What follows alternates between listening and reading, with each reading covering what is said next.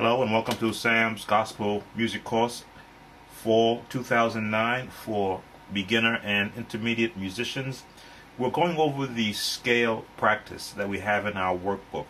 And what I want to be able to stress to all of these students who are taking my course, I put 100% emphasis on learning the scales for two major reasons. Number one is to free up your fingering for playing, and number two, to train your ear to hear the different sounds of the tone. So if you go to your workbook and you go to the page where we show the scale practice fingering,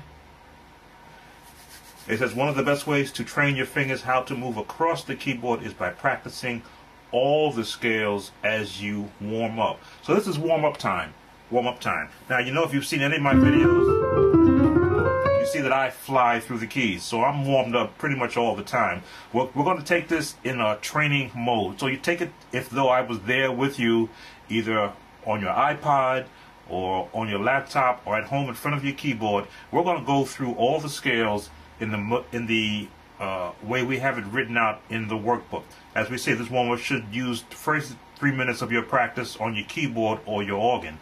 Weighted keys is always preferred, but you can use either an organ or a regular keyboard for this test. Now, I stress that when you play keyboard or organ, you don't use your full wrist to use the notes. Use just your fingers. And if you see the graphic on top of the page for the scale practice fingering, it shows you how your fingers should be cupped for playing. You should be able to move them and not have to move your entire wrist. This will cut down on any kind of stress-related issues you may get from constantly playing so hard. I know piano players are up against organists, drum players, bass players, synth players, so they're always banging, trying to compete. But the true piano player shouldn't bang. We should just play. I know I did 10 years on the piano before I went straight to organ. So our first is on the right hand. And we have the numbers down corresponding to your fingers. 1, 2, 3, 4, and pinky being 5. So on the right hand all the way through. And again, for warm-up, it's a very easy tempo. Cross over or cross under with the thumb. And it continues out. That's the fingering we had on the workbook right there. So practice this with me. This is your lesson for beginners and intermediate musicians. 1, 2, ready, play. Now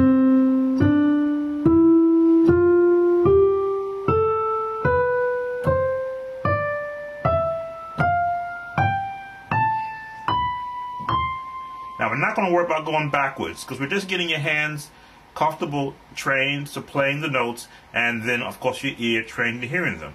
Alright, let's go to D flat, which is to the right of the C scale. Now you see we start with our second finger or index finger versus our thumb. Here we go, read along with me, and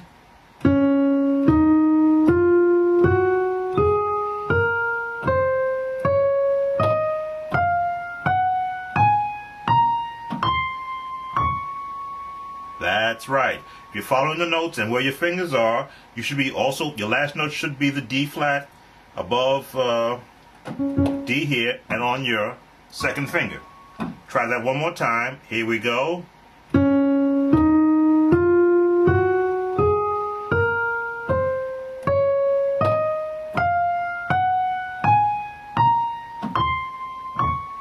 Now, as you see, I'm just pressing down with my fingers and not my entire hand.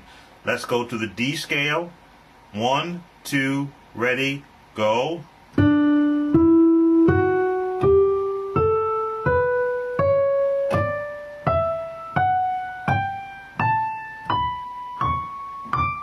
End up with the pinky or the fifth finger. One more time. 1, 2, ready, play.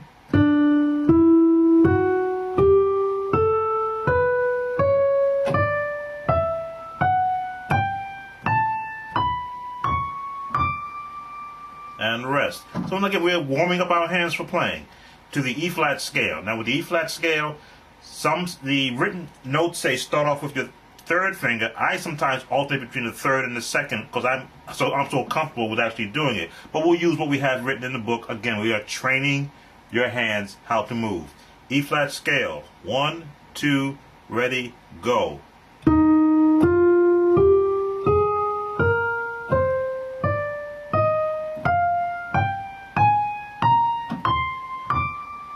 And end up with the third finger at the highest E flat. One more time, let's go. And see? By the habit, I went to the second finger. And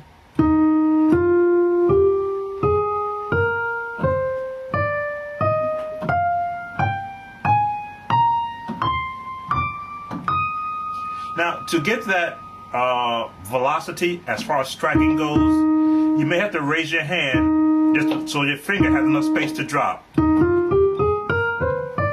As you see, there is no but. Let the hand be at a good height so that you can have enough space to move the fingers down. This helps when you start to learn your run.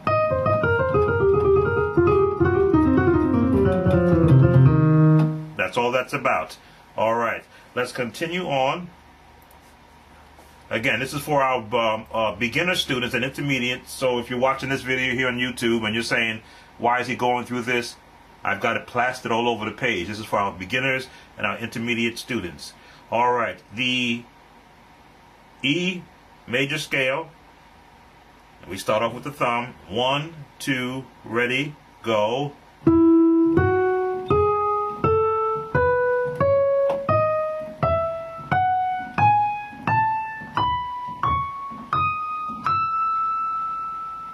Finish up with the pinky. Try that one more time. 1, 2, ready, go.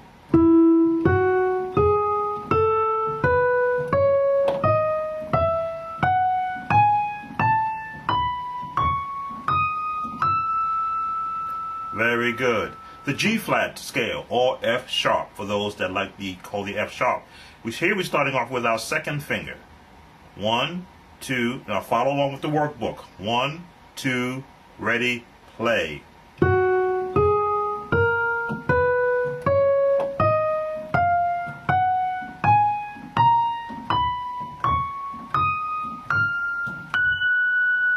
Now, what I like about the G flat scale, what it is allowing you to do is to strike the notes dead center, because you're playing primarily all the upper black keys.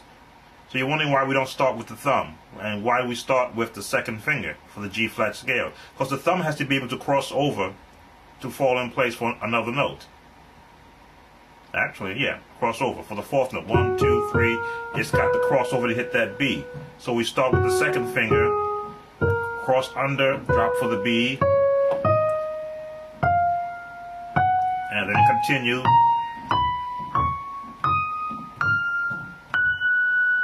And stop right there. Alright, we're going to go as high as G for this lesson because there's something else we want to cover that's part of the workbook. But once you get the concept of where your fingers are falling and how to drop them across the keys, you don't need me to show you every note because it's right there in the workbook. Let's go to the key of G. G is almost like playing in the key of C.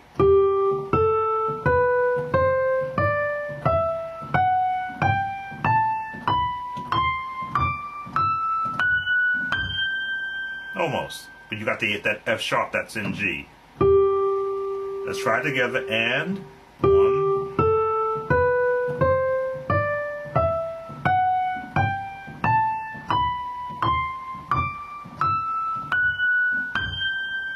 And we're going to stop right there. Okay, that's right hand practice.